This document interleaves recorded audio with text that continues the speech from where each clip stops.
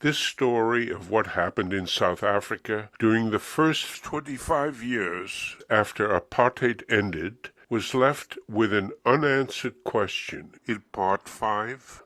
Millions living on less than $2 a day, but no longer subject to racist oppression and exploitation, had been promised and expected a better life. How would Thabo Mbeki, president in 1999 following Mandela, respond? During his years in exile, Mbeki had observed the failure and ousting of leaders who had spent freely to relieve the distress of their country's poor. After the money ran out, Chile's President Allende had resorted to printing currency. He soon lost his life in a coup. Zambia's Kaunda was ousted after having to place his country under the control of foreign bankers of the International Monetary Fund. To avoid similar fates, Mbeki decided to hold spending on a tight rein, though this meant the promised better life for many of the millions would be postponed into the indefinite future. Furthermore, he would not seek to shorten their wait by requiring prosperous whites to contribute more to the treasury, fearing that this might cause whites to emigrate, thereby losing the country needed skills in which so much had been invested and upon which much depended. These decisions provoked disappointment, anger, and opposition among former allies. It was a case of out of the frying pan into the fire. Now, Mbeki needed to energize the dwindling number of his supporters. How? This is where we left the story at the end of Part 5. A key Mbeki backer was Joe Mbeki, commander of the ANC's former guerrilla army and, since liberation, Minister of Defense. Mbeki diluted the power of white holdover officers from the apartheid era by promoting his supporters in the South African army to the rank of general. By 2003, due to his efforts and that of his successor, there was one general in the force for every 338 soldiers, in contrast to one general to 4,000 soldiers in the U.S. Army. But while Mandela remained president, the overall defense budget, apart from a one-year spike in spending to accommodate the costs of partial demobilization and of integrating elements of the guerrilla and Bantustan armies with elements of the former apartheid army, was cut sharply each year beginning the second year following liberation. This was not Mbeki's choice. Mbeki had pushed for Mbeki's selection as deputy president in 1994 over Cyril Ramaphosa, who had led the ANC team that had negotiated the end of white power, and Mandela's personal choice for deputy president. With Mandela on the way out, an opportunity seemed to open for Mbeki to solidify Mbeki's loyalty. Soon to be state president, Mbeki began planning to reverse the decline in military expenditures. From press reports and hints passed by outgoing ministers in the last apartheid government, he had learned how international defense contractors operated. Buying weapons would mean holding off on other spending, but cash from defense companies could be directed into the coffers of the ANC, immeasurably increasing his influence over members. At the same time, Minister Mbeki and others participating in the equipment selections would be in position to obtain kickbacks. Expenditures on weapons would cut into poverty relief programs. But greater control over the party, plus newly energized, powerful supporters, would guard against trade unionists, communists, and other opponents, thus help Mbeki to hold the line against inflation and keep the IMF out of South Africa. So it was that in December 1999, while South Africa faced no external threat, now President Thabo Mbeki signed off on an arms procurement program 5 times more expensive than the amount the country's still mainly white defense establishment considered adequate for replacing aging equipment. Indeed, it was costlier than any arms acquisition program undertaken by the former apartheid government, which had been engaged in actual combat along the country's frontiers. The government's own review of defense policy, completed in 1997 while Mandela was president, concluded that the major threats facing South Africa were non-military in nature. Quote, "The greatest threats to the security of the South African people are socio-economic problems like poverty and unemployment and high levels of crime and violence. Yet, military spending between 2000 and 2008 exceeded expenditures for low-cost housing and was nearly 5 times greater than spending on treatments for all sexually transmitted infections, including HIV/AIDS. Because the motivation for buying weapons was not military, it is not surprising that the choice of which weapons to buy was taken out of the hands of the service chiefs. Mbeki backed Defense Minister Modisi's decision to buy 24 Hawk fighter trainers, though the Hawk did not meet the operational requirements of the South African Air Force and was more than twice as expensive as the Italian fighter trainer favored by the South African Air Force. The South African Air Force chief said he would accept the Hawk only if, as he put it, politically obliged to do so. Mbeki and Modisi arranged also to replace South Africa's main fighter, the Cheetah C, even though the Air Force believed its Cheetahs to have 15 years of life still in them. A number had never been flown and remained in their crates. Nonetheless, the cabinet decided to purchase 28 Gripens, a main fighter produced by Sweden's Saab, which was linked in a marketing consortium with Britain's BAE Systems, manufacturer of the Hawks. According to the South African Air Force commander, the Gripen also did not meet the operational and logistical requirements of his service. No surprise, then, that the Navy's choice of Spanish frigates was replaced by more expensive frigates ordered from a German-French consortium. Other purchases included submarines, helicopters, battle tanks, and ground-to-air missile systems.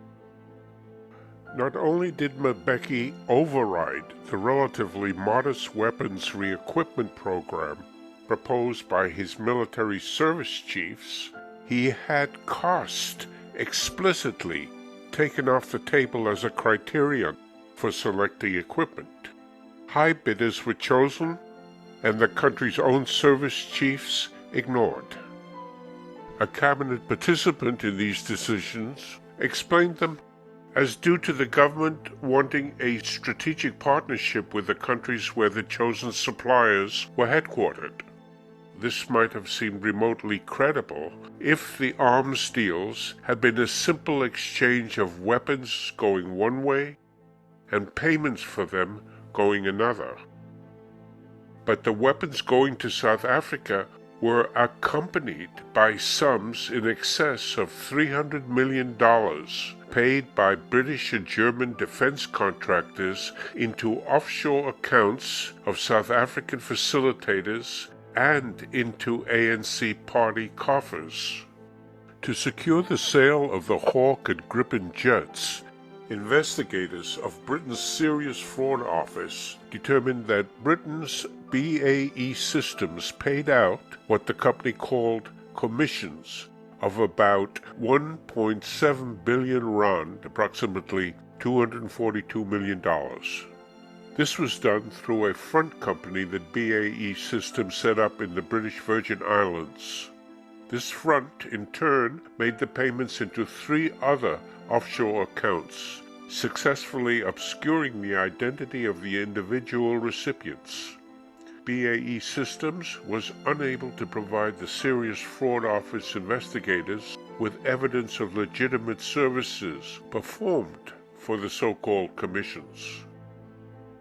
Investigators were able to identify the consulting business of Fana Holongwane, at the time Special Advisor to Minister of Defense Joe Modise, as recipient from BAE Systems of $40 million.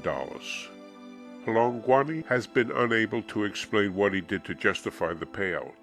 Modise, while defense minister and after leaving government in mid-1999 and before his death 2 years later, received large unexplained cash deposits into his account, held at a Pakistani bank in an Asian neighborhood of Johannesburg.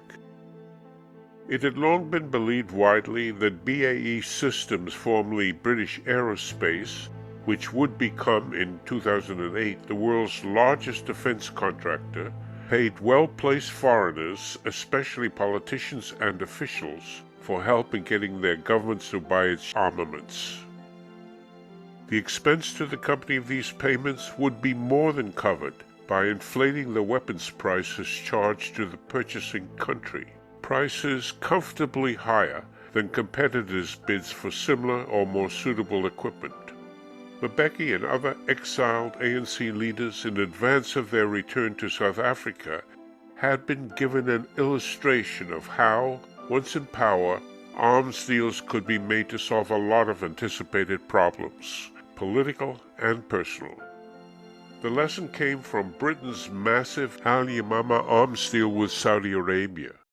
This first of several so-called Al Yamama arms deals would earn BAE Systems £43 billion, approximately $73 billion, the biggest British sale ever of anything to anyone, according to Britain's Financial Times.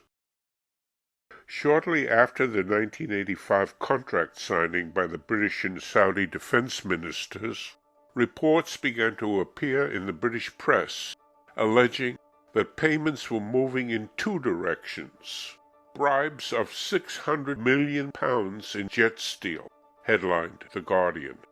A 3-page official telegram from the head of the UK's Ministry of Defence Sales Unit, mistakenly placed in Britain's National Archives, was discovered by the press. This revealed that the Saudi negotiators agreed to have BAE Systems inflate the price to them of each Tornado fighter by 32%, from an initially agreed price of £16.3 million for each plane to £21.5 million per plane. This amounted to £600 billion, more than $1 billion of additional cost to the Saudi government.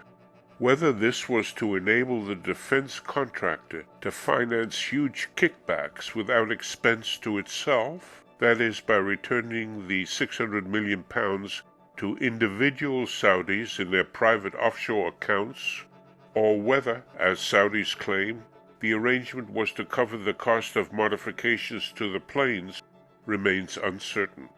Be that as it may, both the British and Saudi governments cooperated to keep certain terms of the agreement from public view.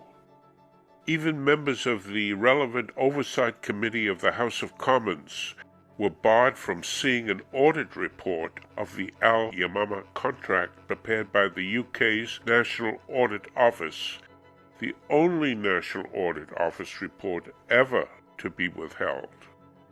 But the report's suppression failed to stop allegations that members of the Saudi royal family and middlemen were secretly paid hundreds of millions of pounds in kickbacks. John Hoakes, former managing director of Thorns Defence Systems, one of BAE Systems' main subcontractors, poured oil on troubled waters, proposing that kickbacks were an essential business practice. "Commissions make the world go round," he explained to a reporter. "I don't know of a royal," meaning Saudi royal, "who'll get out of bed for less than 5%. Former British Defence Minister and Minister of State for Defence Procurement, Lord Gilmore, reminisced, "You either got the business and bribed, or you didn't bribe and didn't get the business. You either went along with how the Saudis behaved, or what they wanted, or you let the US and France have all the business. After the Labour Party came to power in Britain, Parliament made it illegal to pay bribes to foreign public officials. The UK's Serious Fraud Office began a wide-ranging investigation of BAE Systems' alleged use of kickbacks to engender arms sales. In the case of the Al Yamama deal, the investigators hoped to discover why the deal resulted not only in arms shipments to Saudi Arabia, but also in the deposit of nearly $2 billion provided by the arms sellers into Saudi Defense Ministry bank accounts in Washington, D.C., to which the Saudi ambassador to the U.S., Prince Bandar bin Sultan, was signatory. Prince Bandar had launched the weapons deal with British Prime Minister Margaret Thatcher. One of the disbursements from the $2 billion British deposit in Saudi Defense Ministry's Washington bank accounts to become public knowledge was a $17.4 million payment to a contractor for work on building a new palace for Prince Bandar in Riyadh. This palace, together with a manorial estate in Britain and a $135 million Colorado mansion, larger than the White House, the most expensive home in the United States, were purchased after the arms deal contract was signed. Former FBI Director Louis Freeh was hired by the prince to counter allegations that the $2 billion was a defense contractor kickback to the prince. Freeh said that the payment for the new Riyadh palace was in fact an official expenditure, because the palace actually belonged to the Saudi government, which made it available for use to senior officials. This explanation apparently was not coordinated with the Saudi embassy lawyer Nancy Dutton, who explained that the government and private accounts are frequently intertwined by Saudi royals. Just because it went through a government account doesn't mean it's not his personal money, she said. Director Freeh was also tasked with refuting the charge that for Prince Bandar's marketing services, BAE Systems had provided him with a gift of an Airbus 340.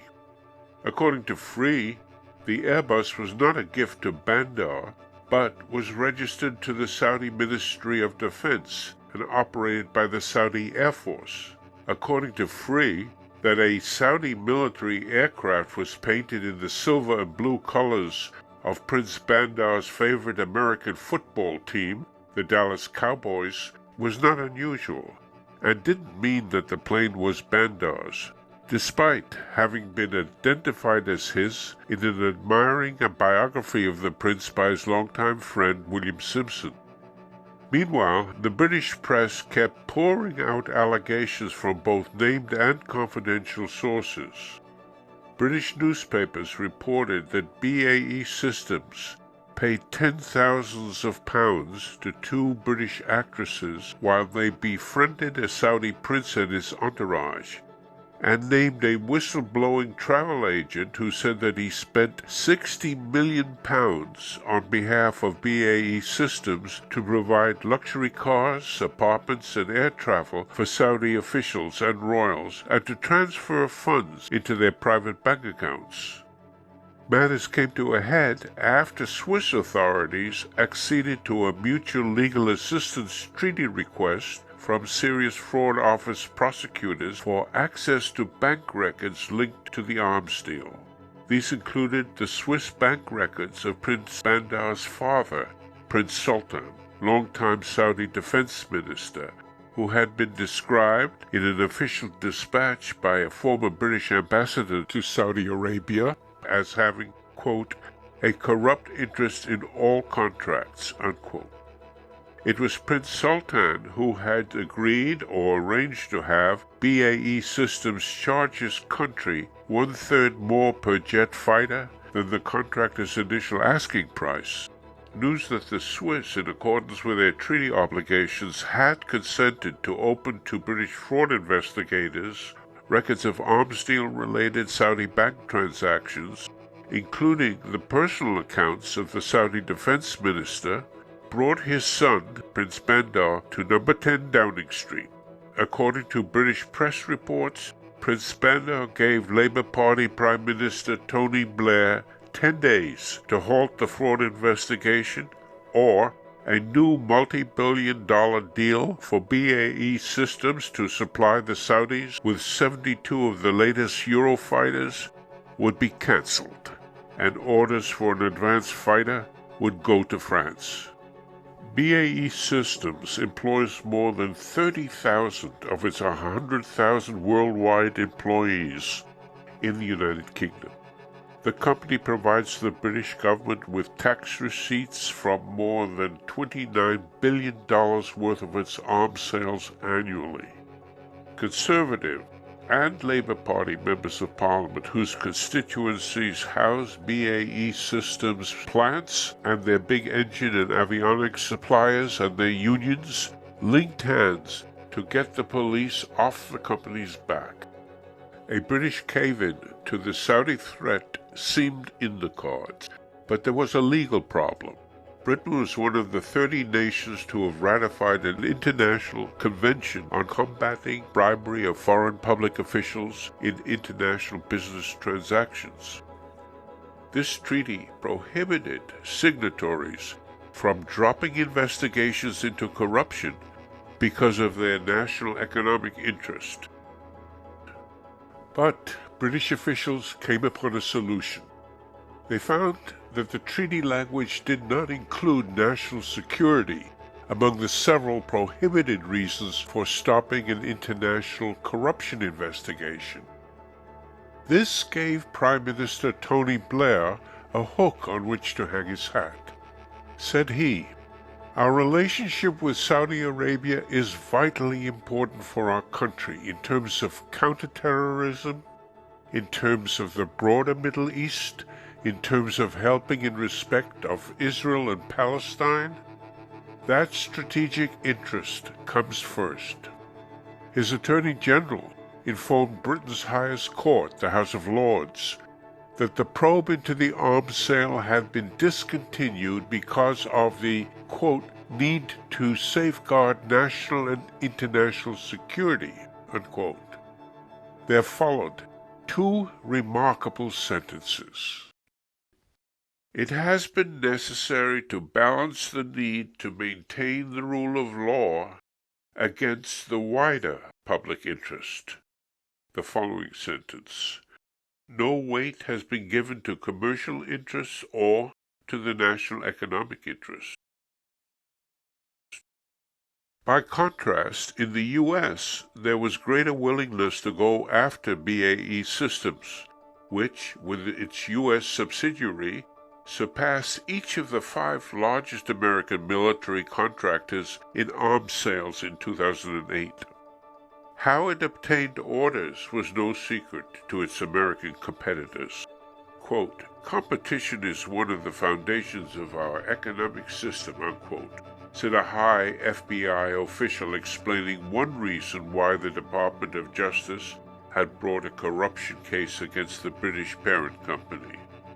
Prosecutors submitted court filings showing how BAE Systems used shell companies and other methods to make payments totaling hundreds of millions of dollars to Saudi and other foreign government officials to illegally win arms contracts in their countries and obtain $200 million in extra profits. A conviction of BAE Systems for bribery would have blacklisted the company from future government contracts not only in the U.S. but also in the European Union. This would have effectively wiped from existence one of Britain's largest manufacturers, causing incalculable damage to the economy of the U.S.'s most important ally. Prosecutors, therefore, pulled their punches. They would accept a plea of guilty to 1 count of conspiracy to make deceptive statements to the U.S. government about whether the firm had created an anti-corruption program, plus payment of a $400 million fine and acceptance of external anti-bribery monitoring for 3 years. Just hours after the actual guilty plea, BAE Systems was back in business in the United States, preparing to bid on a new weapons contract. Meanwhile, the UK's Serious Fraud Office, although pressured by the British government to shut down its Saudi investigation in 2006, had continued to pursue the British defense contractors' use of so-called commissions to obtain business in Chile, Hungary, the Czech Republic, Romania, Tanzania, Qatar, and South Africa.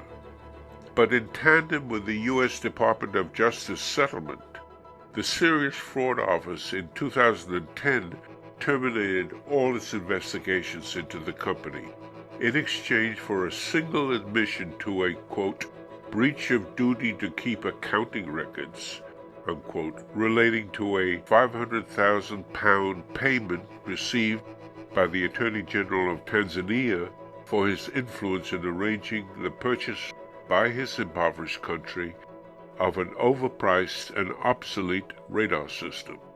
£30 million, or just about what Tanzania had been charged for the radars, was the sole penalty imposed on the company in Britain. Part of this amount was paid to the very government headed by Prime Minister Blair, who had approved the sale in advance over pointed opposition from Clare Short, a member of his own cabinet. The remainder of the £30 million was to be donated as a gift for the benefit of the people of Tanzania. Mbeki and some of his closest supporters had received two applicable lessons before the then financially very hard-pressed ANC came to power in 1994. One, communicated to them during the liberation negotiations by Pik Botha, then the apartheid regime's foreign minister, was that European arms companies operated money spigots that would open if an ANC government entered into contracts advantageous to them. The second lesson resulted from the British government's unprecedented but publicized suppression in 1992 of the National Audit Office report on the massive British aerospace Saudi arms deal. They surmised there would be minimal risk of personal exposure. Not only would the defense contractors protect themselves by guarding the identity of kickback recipients, but European governments would allow international anti-bribery laws they themselves had enacted to become dead letters, rather than cause substantial job losses and lower tax receipts by putting out of business repeat violators, which were pillars of the national economy. But this did not, could not, take into account some of the European prosecutors and fraud investigators. These were civil servants. Their jobs were not linked inseparably to the health of the national economy, as were the jobs of their political bosses. What the lower-level people saw was that months and years of their work was being stopped as if it was of no importance or had been improper. Not surprisingly, some of their findings wound up in the hands of journalists.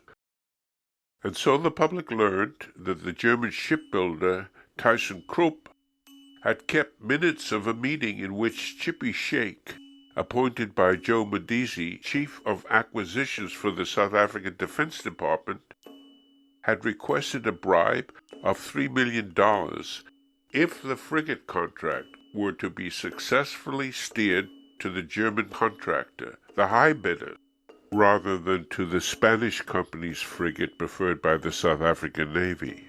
The public also learned that subsequent to Chippy Sheikh's bribe request, President Mbeki visited Germany. The tender was reopened and the contract awarded to the German frigate consortium to which ThyssenKrupp belonged. Two South Africans, both relatively small fry, were prosecuted in connection with the arms deal and missed being protected in what became an otherwise effective cover-up. The first was Tony Yengeni, a Mbeki supporter, chair of Parliament's Joint Standing Committee for Defense, subsequently promoted to the position of Chief ANC Whip in Parliament. After investigative journalist Mzilikazi wa Africa broke the story in the Johannesburg Sunday Times Yengeni was charged with fraud and corruption for accepting numerous gifts, including a 48% discount on a luxury Mercedes-Benz from EADS, the European Aeronautic Defence and Space Company, which was lobbying the South African government to buy their aircraft. Yengeni had risked his life in the struggle against apartheid. He had been arrested and tortured by the secret police. A former secret policeman subsequently demonstrated to the Truth and Reconciliation Commission how he had successfully extracted the information sought from the prisoner by pressing down on a wet bag placed over Yengeni's neck to bring Yengeni to the edge of suffocation.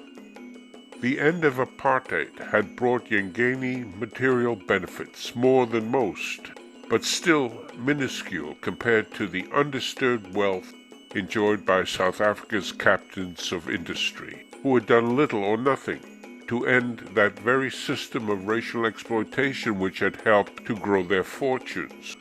Explaining his finances in a hope to reduce the charges, Yengeni said his take-home monthly salary, his only source of income, was 17,000 rand, of which 7,000 rand went for his mortgage, 4,000 rand was used to pay for auto loans, 4,000 rand was used for school fees, and only 3,000 rand remained for groceries and other expenses, including his expensive clothing.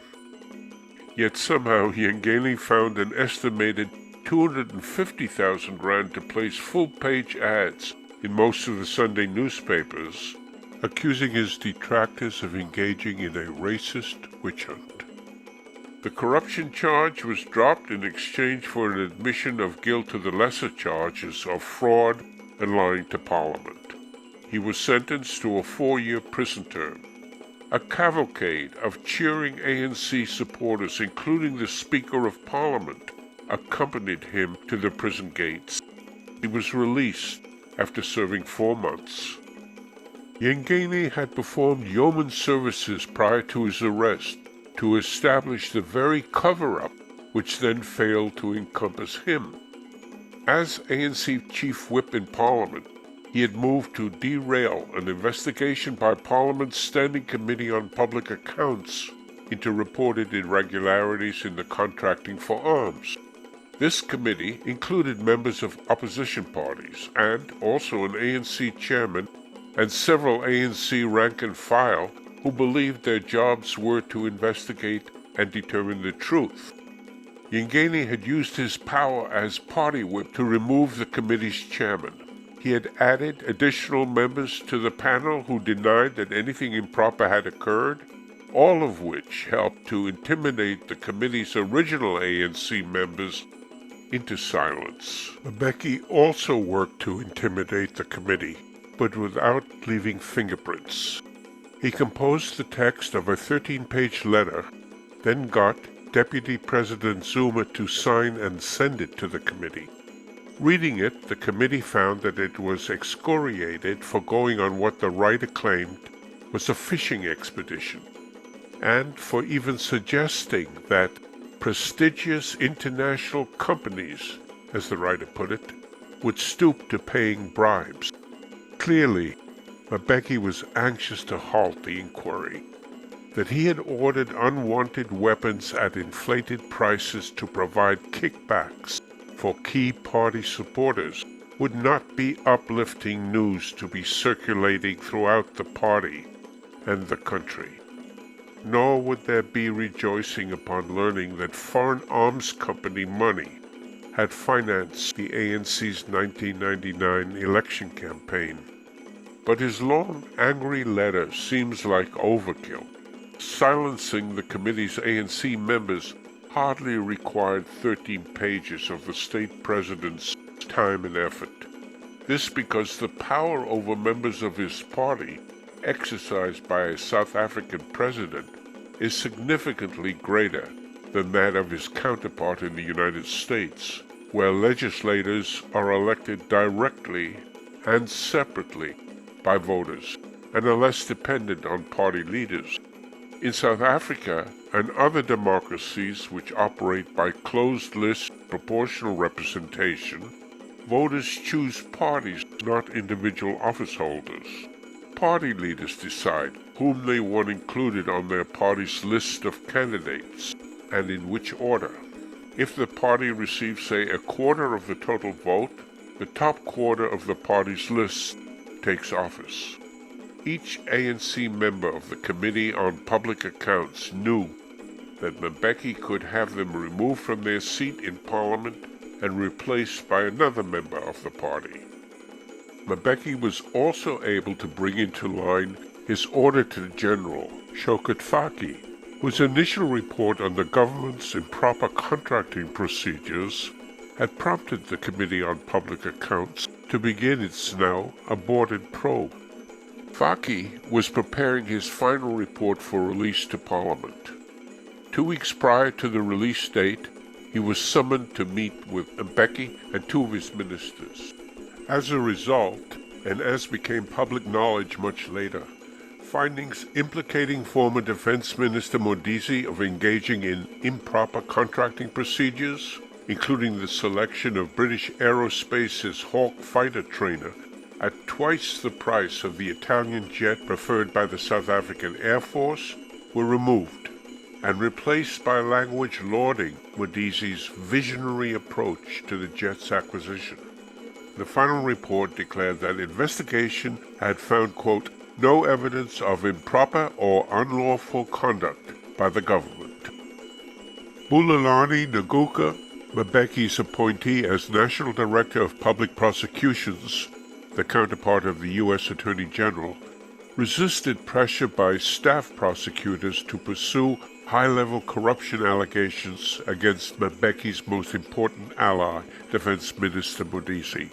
But he was unable to sidestep the evidence against Yingeni, with the result that when the former Mbeki supporter and collaborator came out of prison, it was as a new Mbeki enemy. Within days of Yingeni's arrest in 2001, there also came a second arrest, the only other arrest connected to the arms deal, this time of a businessman, Schabir Sheikh. Sheikh was charged with soliciting bribes from arms dealers for Jacob Zuma, then Mbeki's immediate deputy as Deputy President of the ANC and as Deputy President of South Africa. Zuma had been working in one of the provinces when the arms deals were negotiated, but since joining the central government had become privy to sensitive information. He also knew firsthand how Mbeki had operated in secret to suppress the investigation by Parliament's Standing Committee on Public Accounts. Probably, Mbeki fervently hoped that his Director of Public Prosecutions would succeed, somehow, in decoupling Zuma from the charge sheet naming Sheikh. Unlike Mbeki, Zuma came from a background of extreme deprivation. His father died when Zuma was 4. His mother, a domestic servant, couldn't provide money for school fees, so Zuma went without formal schooling. But while serving a 10-year prison sentence on Robben Island for conspiring to overthrow the apartheid government, he received help from other prisoners to improve on basic literacy skills he had picked up informally over the years. After completing his prison sentence, he took on several increasingly responsible duties in the ANC, first underground within South Africa, then outside the country, then back in South Africa in 1990, after the ANC was unbanned and negotiations began towards a racial settlement.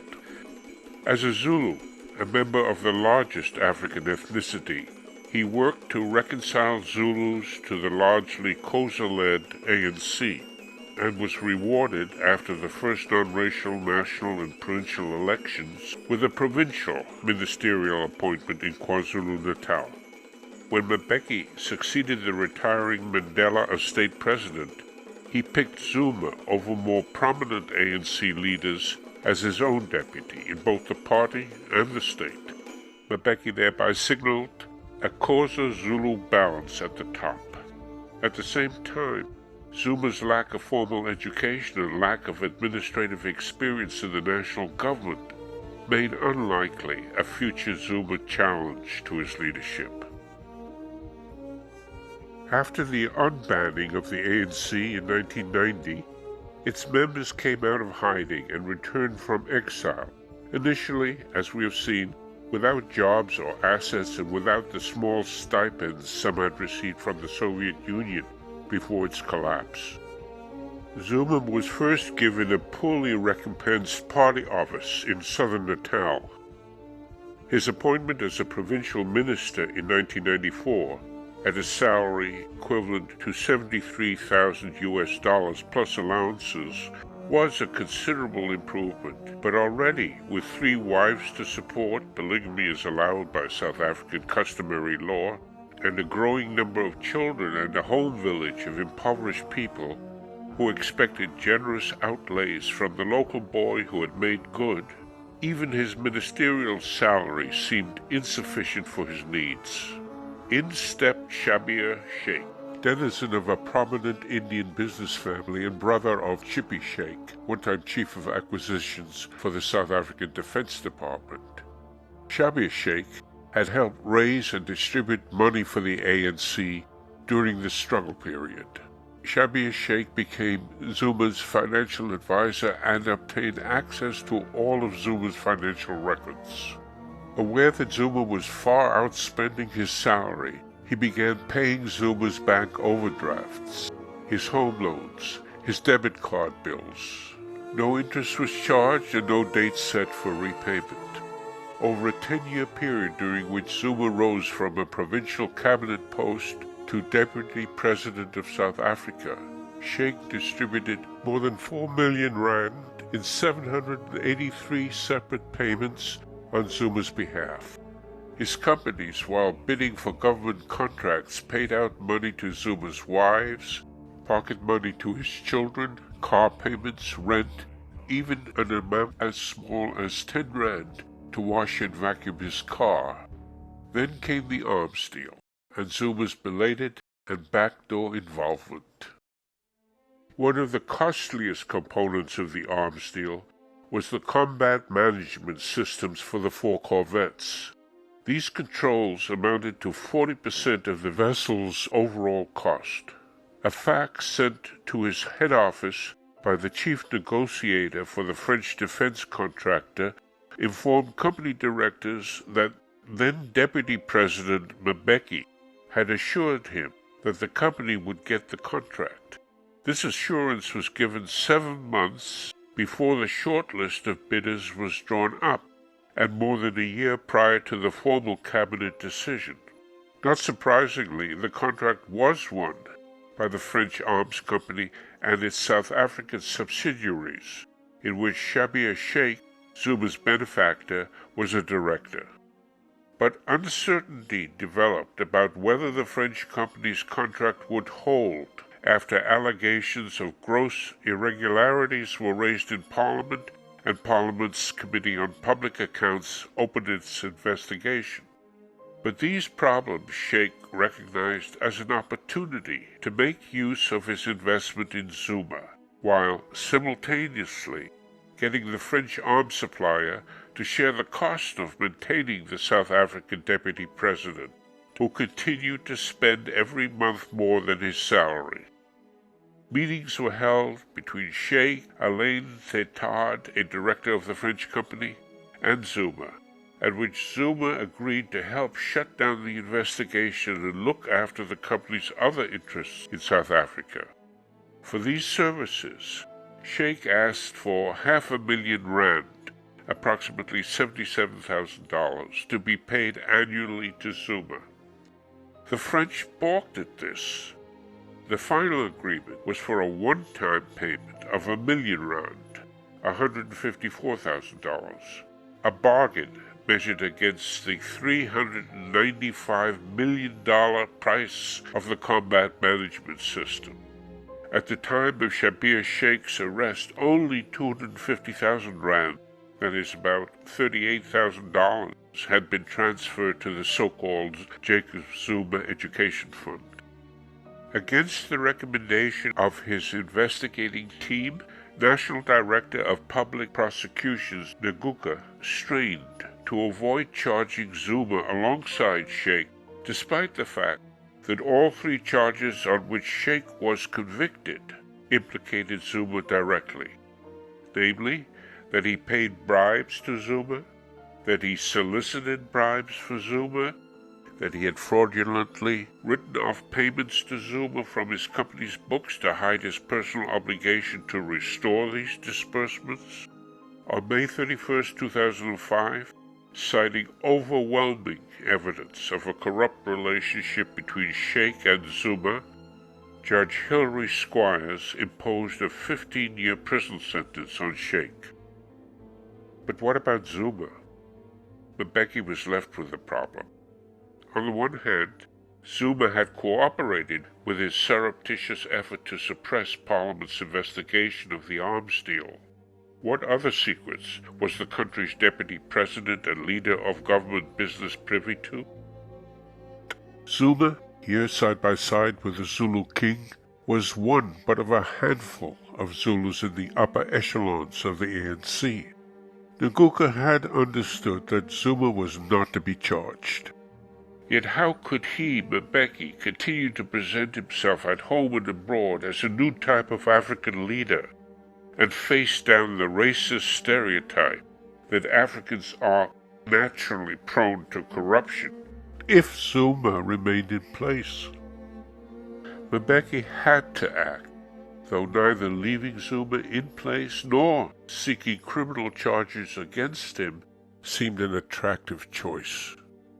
2 weeks after Shabir Sheikh's sentencing, Mbeki informed a joint session of Parliament that it was in the best interest of Zuma, the government, and the country, quote, to release the Honorable Jacob Zuma from his responsibilities as Deputy President of the Republic and member of the Cabinet. To replace Zuma as Deputy President, he appointed Nguka's wife, Phumzile, who was herself a cabinet minister. Nguka had resigned as director of the National Prosecuting Authority following the storm of criticism that met his refusal to charge Zuma together with Sheikh. But the situation continued to change. Fired from government, Zuma suddenly was hoisted up as main victim and leader by the ever-growing multitude of Mbeki's critics, Zulus, union workers, communists, and all who saw Mbeki's business-friendly and austerity policies as a betrayal.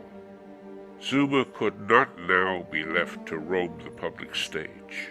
He had to be viewed as a corrupt politician, seen behind prison bars.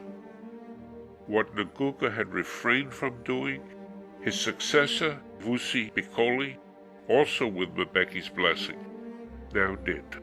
Within days of Zuma's firing, the new prosecution's boss charged Zuma with 16 counts of corruption involving receipt of bribes amounting to 4 million rand. From the start, Mbeki had tried to ensure his political survival by avoiding what appeared to him the mistake made by other leaders.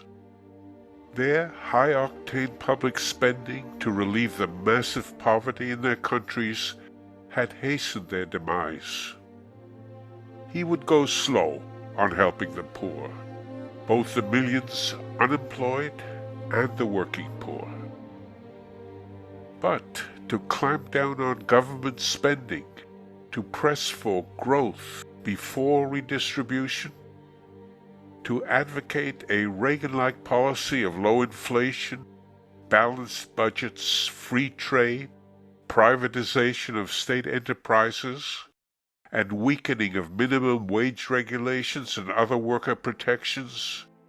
To do this against a history of white exploitation, which had included the use of taxation to deliberately impoverish black peasants in order to convert them into a cheap labor force, outraged the trade union leadership and the Communist Party.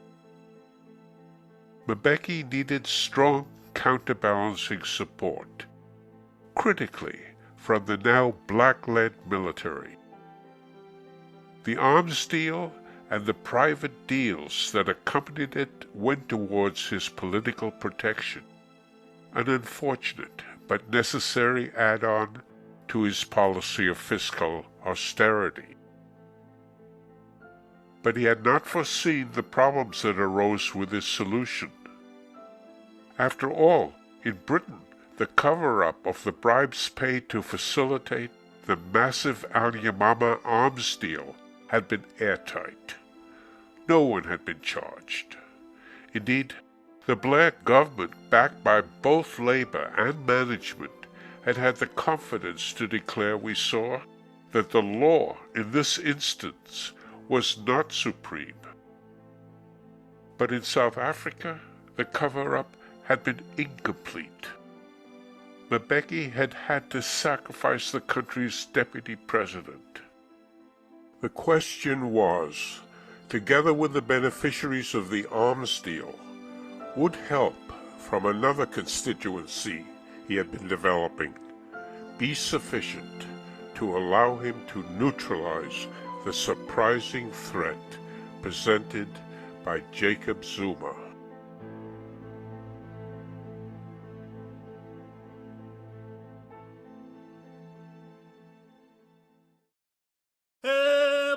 Kwasa,